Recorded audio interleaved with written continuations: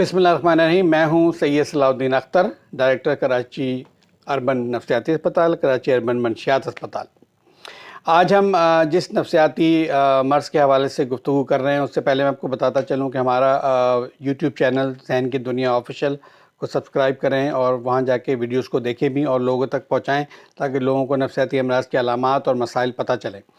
تو جس بیماری کی آج ہم بات کر رہے ہیں وہ ہے OCD، آبسیسو کمپلسو ڈس آرڈر انگلش میں کہتے ہیں، اور اردو میں کہتے ہیں تسلسل خیالات اور تکرار عمل، مطلب سوچے آنا، خیالات آنا اور ان خیالات پہ عمل کرنا، جو سیکنڈ سٹیج ہے.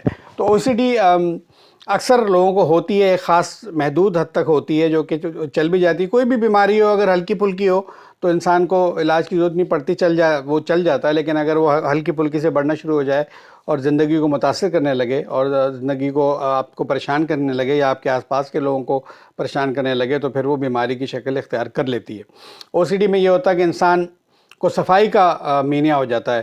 ہر چیز وہ چاہتا ہے کہ صاف ستھری رہے، اور کوئی چادر یا کوئی تکیہ یا کوئی صوفہ کوئی اگر بیٹھ کے اٹھے گا تو وہ چاہے گا کہ اس کو میں صاف کر دوں، یا میری چیزوں میں کوئی بیٹھے نہیں، یا اگر وہ باتھ روم میں جائے گا تو وہ ہاتھ بار بار دھوئے گا. اس کا یہ خاص ہوگا کہ وہ پانی کا استعمال زیادہ کرے گا.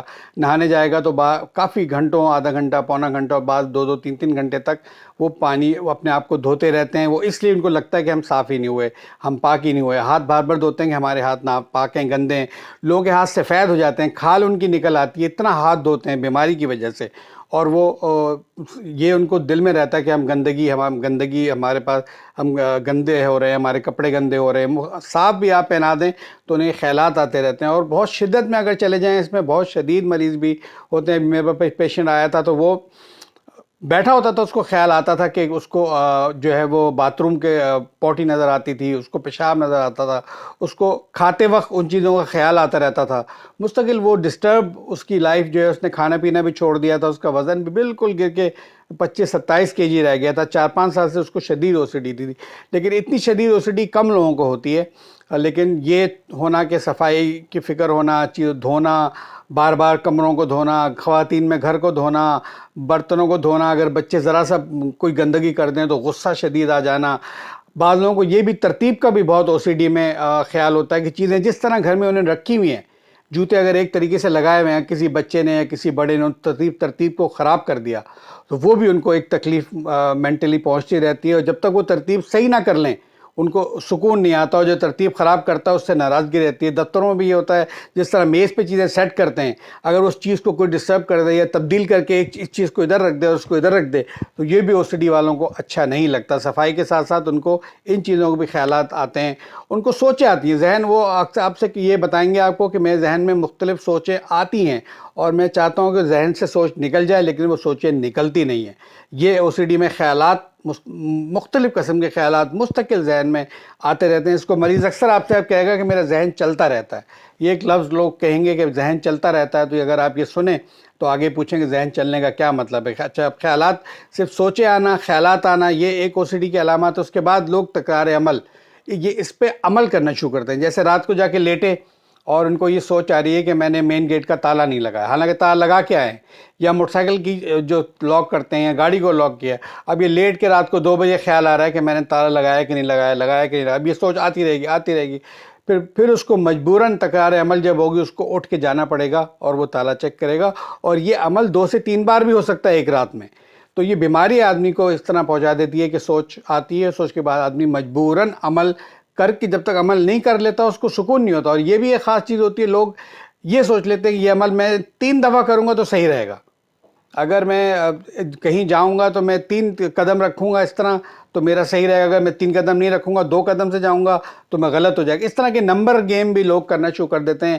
نمازوں کی رکعتیں میں کے درمیان ان کو کنفیوژن ہو جاتی ہے کہ رکعت میں نے غلط پڑھی ہے. بار بار نمازیں پڑھتے ہیں، سورت غلط پڑھ لی میں نے. وہ لوگ پھر جو ہے نماز کو شارٹ کر کے ختم نہیں کرتے، ان کی لمبی نمازیں ہو جاتی ہیں، وہ تکلیف دہ بنتی چلی جاتی ہیں.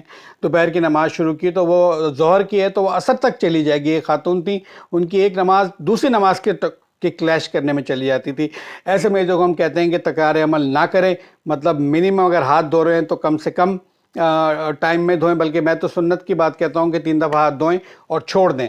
چونکہ دوا کے ساتھ ساتھ آپ کو تھاٹ سٹاپنگ پروسیس بھی کروانا ہوتا ہے کہ جو خیالات آ رہے ہیں ان پہ عمل نہیں کرنا، روکنا ہے اپنے آپ کو، اندر سے کہنا ہے کہ نہیں، ڈونٹ ڈونٹ ڈو اٹ، مت کرو. اور جب اکیلے ہوں تو اکیلے میں اپنے آپ کو روکیں. ٹھیک ہے، اگر خیال ہے کہ مجھے ہاتھ گندے ہاتھ دھو لوں تو آپ کہیں نہیں میں 3 بار ہاتھ دھو چکا ہوں مزید ہاتھ نہیں دھوں گا، یا یہ صفائی ہوئی تھی اس صوفے پہ یا اس کمرے میں، اب آج مزید صفائی کرنے کی ضرورت نہیں ہے، میں نہیں کروں گا، ایک بار کر لی کافی ہے.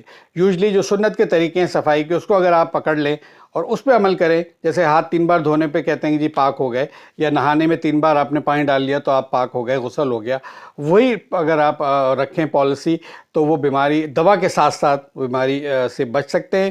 یہ بیماری بہت بعض دفعہ مشکل ہو جاتی ہے، اس کی دوائیاں کم موجود ہیں، بعض دفعہ دوائیاں اویلیبل نہیں ہوتی، تو جتنی جلدی یہ اس بیماری کا آدمی ماہر نفسیات کے پاس پہنچے گا اتنی جلدی اس کا علاج ہو سکے گا اور وہ ٹھیک ہو سکے گا. ورنہ بہت لوگ تکلیف میں آ جاتے ہیں اور اس میں شدت اتنی بڑھ جاتی کہ جان سے بھی آدمی چلا جاتا ہے. میرے بھی 30-35 سال کی ایکسپیرینس میں 1-2 لوگوں کو میں دیکھا، اتنی شدید ان کو ہو گئی کہ وہ اپنا کو بیلٹوں سے اور چیزوں سے پھر مارا کرتے تھے اور پھر اس کے بعد وہ آنا بند ہو گئے، تو مجھے پتہ چلا کہ ان کا انتقال ہو گیا. تو یہ بہت سخت اور شدید بھی ہو جاتی ہے، اس لیے اس کو لائٹ نہ لیں، شروع ہو تو اس کا علاج کرائیں اور یہ قابل علاج ہے اور یہ ٹھیک ہو جاتی ہے. بہت بہت شکریہ. السلام علیکم.